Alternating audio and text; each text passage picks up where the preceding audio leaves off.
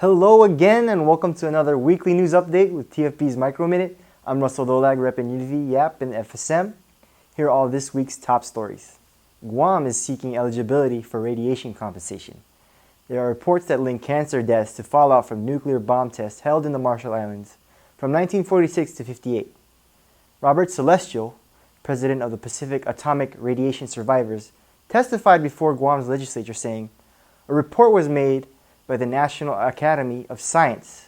They gave a broad eligibility conclusion that the residents of Guam during that time were exposed to high levels of radiation from the fallout." Celestials and so many others in Guam are seeking inclusion in the U.S.'s Radiation Exposure Compensation Act. The act provides up to $150,000 to victims of radiation. Guam's Resolution 39 urges the U.S.'s House of Reps and Senate to pass Resolution 994 and Bill 331. If passed, they will amend federal law to include island residents. Celestial said eligibility is for anyone who was in Guam from 1946 to 1962, only have to prove that they were here and they have one of 21 types of cancer, and the amendment would have $50,000 to $150,000 and free medical care. Palau has yet to pass any legislation to make their waters a marine sanctuary.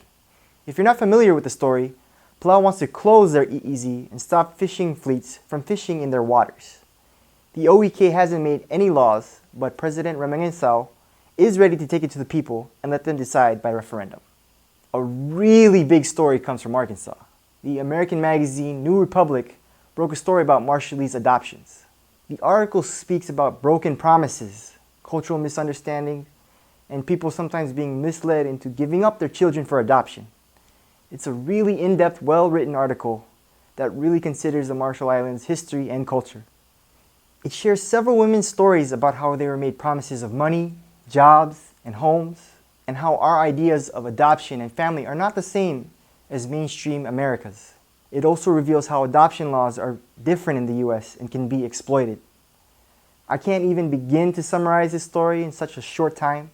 I just urge all of you to read the article if you can. There's a link to it in the description below. Finally, last week we reported supply shortages in Chuuk. Recently, there have been unconfirmed reports of price gouging on rice. Rationing has begun, and Chuuk state government has been working to distribute aid and supplies to affected areas. There are also reports of water shortages, but there has been some aid from IOM and USAID to deliver water, water tanks, and reverse osmosis water materials. Check out TFB's article in the links below. This week's shout out goes to Jojo Peter and the folks at COFA-CAN. COFA-CAN is a community action network for the Micronesian community here in Hawaii. They've done a lot of work advocating for Micronesian health rights. Check out their Facebook page and check out what they're up to and maybe find ways they can help you, or if you're interested, how you can help them. That's all from me this week. Do you think Guam will be getting their compensation? Is Palau's waters going to be a marine sanctuary anytime soon? And what are your thoughts on the Marshallese adoption story? For past episodes of the Micro Minute, you can click here. For more of our other videos, you can click here. And if you want an audio version of our Micro Minutes, you can check out our SoundCloud in the link below. Don't forget to like the Fourth Branch on Facebook. We always want to hear from you guys, so don't forget to give us a comment. Tell us what you thought about the stories this week, and maybe suggest what color shirt I should wear next week. That's all from me this time. For TFB's Micro Minute, I'm Russell Dolag. You guys have been great, and I'll see you guys next week.